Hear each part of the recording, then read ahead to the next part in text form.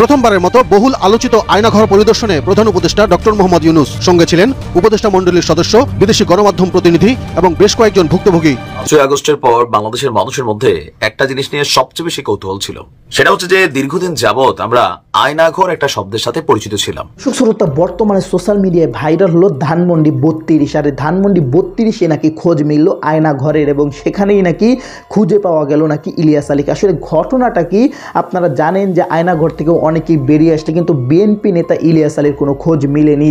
তো আজকে ভিডিওর দ্বারা কিন্তু অনেক তথ্য রয়েছে, যার কারণে সম্পূর্ণ ভিডিওটা না টেনে দেখতে চেষ্টা করবেন। তো কথা না বাড়িয়ে চলুন আমরা ভিডিও মূল আলোচনা চলে যাই। ভিডিও মূল আলোচনা চলে যাওয়ার আগে আপনার কাছে আমার ছোট করে একটু, আপনি প্রত্যেক মুহূর্তের আপডেট পেতে চাইলে অবশ্যই চ্যানেলটি সাবস্ক্রাইব করে দেবেন এবং পাশে থাকা বেল আইকনটি ক্লিক করে দেবেন, তাহলে প্রত্যেক মুহূর্তের আপডেটগুলো সবার আগে পৌঁছবে আপনার কাছে। তো সব কথা না বাড়িয়ে চলুন আসলে ঘটনাটি তাহলে বিস্তারিত দেখে আসি। আসসালামু আলাইকুম। 5 আগস্টের পর বাংলাদেশের মানুষের মধ্যে একটা জিনিস নিয়ে সবচেয়ে বেশি কৌতূহল ছিল, সেটা হচ্ছে যে দীর্ঘদিন যাবত আমরা আয়নাঘর একটা শব্দের সাথে পরিচিত ছিলাম। তো আসলে কি আয়নাঘরের অস্তিত্ব আছে, নাকি এগুলো বানোয়াট কল্পকাহিনী ছিল?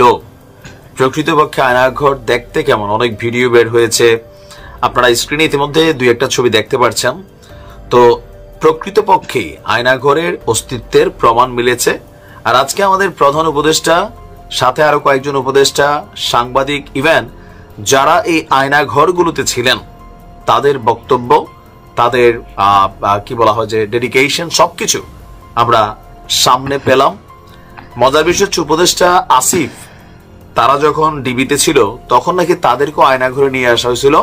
একটা রুম দেখে আসিফ বলতেছে যে এটা একটু ভাঙ্গা চুরা বড় করা হয়েছে, বাট এখানে একটা রুম ছিল। তো চলুন দেখি ছবিতে, এবং বাকি বক্তব্যগুলো আপনাদেরকে বলছি যে আজকে আমাদের ডক্টর ইউনূস সহ একটা টিম, তারা এই আয়নাঘর পরিদর্শন করেছেন। ডক্টর ইউনূসের সাথে বাকি যারা ছিল, তারা প্রতিরক্ষা গোয়েন্দা মহাপরিদপ্তর, যেটা আছে ডিজিএফআই, সেইখানের যে যৌথ জিজ্ঞাসাবাদ সেল এবং র্যাব 2 এর সিপিসি 3 এর ভেতরের যেই সেলগুলো ছিল বা আয়নাঘর হিসেবে পরিচিত, সেগুলোকে পরিদর্শন করেছেন। এরপর র্যাবের সদর দপ্তরের টাস্ক ফোর্স ইন্টেলিজেন্স সেন্টারেও তারা পরিদর্শন করেন। আর এখানে গুম সংক্রান্ত তদন্ত কমিশনের সদস্য থেকে শুরু করে আরো অনেকে ছিলেন। আর এসব গোপন বন্দিশালা আগারগাঁও, কচুক্ষেত এবং উত্তরা এলাকায় বলে জানিয়েছেন প্রধান উপদেষ্টার যে প্রেস উইং আছে।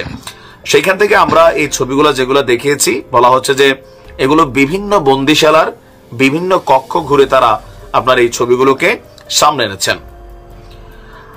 আর এখানে আমরা যদি দেখি যে এই আয়নাঘর নিয়ে নানান বক্তব্য, ছবিতে আমরা যতটুকু বুঝতে পারছি মানবাধিকার সংগঠন থেকে শুরু করে বলা হচ্ছে যে আপনার সারা বাংলাদেশে অনেকগুলো এরকম আয়নাঘর অস্তিত্ব আছে।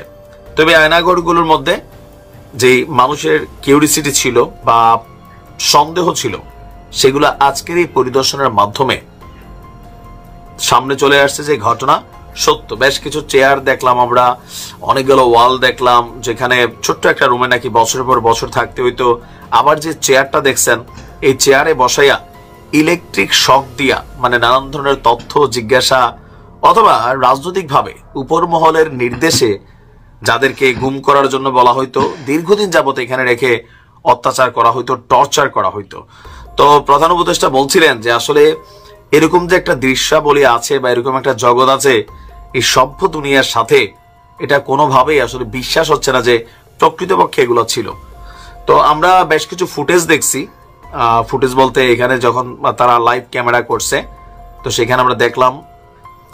তো যাই হোক, যতটুকু মনে হয়েছে যে আসলে এই নৃশংসতা কারে বলে, কত প্রকার কি কি, এগুলো এই আয়নাঘরের মধ্যে না গেলে হয়তোবা আমরা দূর থেকে জাস্ট নিউজ করছি বা আপনি শুনছেন, এটার ভয়াবহতা কি পরিমাণ, যাদের পরিবারের সদস্যরা গুম হয়েছে, অপহরণ হয়েছে, এখানে নির্যাতনে মারা গেছে বা এখান থেকে বের হইয়া পরিবারের কাছে গেছে, তাদের কাছে এটার যে অনুভূতি বা আবেগ, আমরা এজ এ নিউজ করা অথবা নর্মালি এজ এ লিসেনার হিসাবে শোনা, এটার মধ্যে আকাশ পাতাল পার্থক্য। তো এই আয়নাঘরগুলো চিরজীবনের জন্য বন্ধ করা হোক। আগামীতে কোন সরকারের নেতৃত্বে আইন শৃঙ্খলা বাহিনীর মাধ্যমে এই ধরনের কর্মকাণ্ড যেন আর জীবনে না হয়, এটার সর্বোচ্চ একটা সিস্টেম, নীতি বা আইন শৃঙ্খলা বাহিনীর সংস্কার, এগুলা করা খুবই জরুরি। তো দর্শক, আপনার ভিডিওটি দেখলেন, ভিডিও দেখে যদি আপনার কোনো মন্তব্য থাকে তাহলে অবশ্যই কমেন্ট বক্সে কমেন্টে আপনার মূল্যবান মন্তব্য জানিয়ে দেবেন। দর্শক, এখন আমরা পরবর্তী আরেকটি ভিডিও দেখব, যেটা দ্বারা আমরা আরও কিছু তথ্য আমরা জানতে পারবো। দর্শক, চলুন আমরা সেই ভিডিওটি বিস্তারিত দেখে আসি। প্রথমবারের মতো বহুল আলোচিত আয়নাঘর পরিদর্শনে প্রধান উপদেষ্টা ডক্টর মোহাম্মদ ইউনূস, সঙ্গে ছিলেন উপদেষ্টা মণ্ডলীর সদস্য, বিদেশি গণমাধ্যম প্রতিনিধি এবং বেশ কয়েকজন ভুক্তভোগী, যারা বছরের পর বছর বন্দী ছিলেন এসব আয়নাঘরে। যমুনা ইলেকট্রনিক্সের সুপার এক্সচেঞ্জ অফারে একের ভিতর ৩ পুরনো বদলে নতুন নিন যমুনা ইলেকট্রনিক্স। মানুষ নিশ্চিন্ন হয়ে গেছে, কেউ বলতে পারছে না সে কোথায়। তার মেয়ে আপনাদের সামনেই ছিল আজকে, যে বলছে আমার মা কোথায়, আমার মাকে কোথায় নিয়ে যাওয়া হয়েছে। আজ ৯ বছর করে, ৯ বছর ধরে আমরা আর খোঁজ পাইনি। সে নিজেও ছিল, 11 বছর বয়সে ছিল, সে মায়ের সঙ্গে ছিল, তাকে রেখে মাকে নিয়ে চলে গেছে। এই হলো সামান্য একটা দৃশ্য। আগারগাঁও র‍্যাব 2 এর কার্যালয়ের গোপন বন্দিশালার অনেক কিছুই মুছে ফেলার আলামত পাওয়া গেল স্পষ্ট। ভুক্তভোগীরা নিজেই বর্ণনা করলেন ভয়াবহ সেই নির্যাতনের কথা। ওই যে খুপড়ির মধ্যে তাকে রাখা হয়েছে, গ্রামে তো মুরগির খাঁচা এর চাইতে বড় হয়, এরকম অবস্থা। মুরগিও নড়াচড়ার যেরকম জায়গা পায় না, ওরও নড়াচড়ার কোনো জায়গা নেই। ওকে ব্যবস্থা রাখা হয়েছে, মাসের পর মাস, বছরের পর বছর তাকে ব্যবস্থা রাখা। গত সরকার এই আইএমএ জাহেলিয়াতকে প্রতিষ্ঠিত করে গেছে সর্বক্ষেত্রে, এটা তার একটা নমুনা।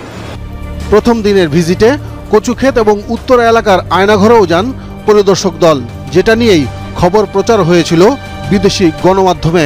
গুম কমিশন যেটা আমাদের সামনে নিয়ে আসলো, সেটা হলো যে কি পরিমাণে একটা দেশকে সর্বদিকে ধ্বংস করা যায়, এমনকি মানুষের একেবারে সামান্যতম যে মানবিক অধিকার সেটুকু থেকে বঞ্চিত করে রেখে দেওয়া হয়েছে।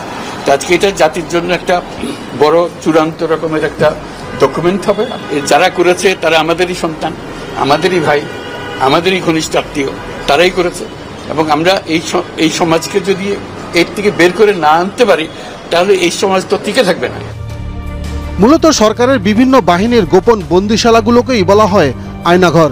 শেখ হাসিনার শাসন আমলে 2009 থেকে 2021 সালে সেপ্টেম্বর পর্যন্ত কমপক্ষে 1,500-এরও বেশি মানুষকে গোপনে বন্দী করে রাখার তথ্য পেয়েছে গুম কমিশন। পর্যায়ক্রমে অন্যান্য আয়নাঘরও পরিদর্শন করবেন প্রধান উপদেষ্টা ডক্টর মোহাম্মদ ইউনূস।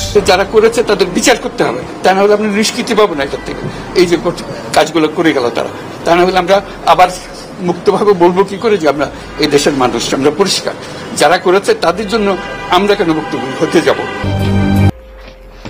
তো দর্শক, আপনার সম্পূর্ণ ভিডিও দেখলেন, আর সম্পূর্ণ ভিডিও দেখে যদি আপনার কোনো মন্তব্য থাকে তাহলে অবশ্যই কমেন্ট বক্সে কমেন্টে আপনার মূল্যবান মন্তব্য জানিয়ে দিবেন। দর্শক, কথা বলতে বলতে আমরা ভিডিও শেষ পে চলে এসেছি। ভিডিও শেষ কমিটি শেষ করে আপনার কাছে আবার অনুরোধ করছি, আপনার প্রত্যেক মুহূর্তের আপডেট পেতে অবশ্যই চ্যানেলটি সাবস্ক্রাইব করে দেবেন এবং পাশে থাকা বেল আইকনটি ক্লিক করে দেবেন, তাহলে প্রত্যেক মুহূর্তের আপডেটগুলো সবার আগে পৌঁছাবে আপনার কাছে। দর্শক, ভিডিও শেষ করে সবাই ভালো থাকবেন, সুস্থ থাকবেন, আল্লাহ হাফেজ।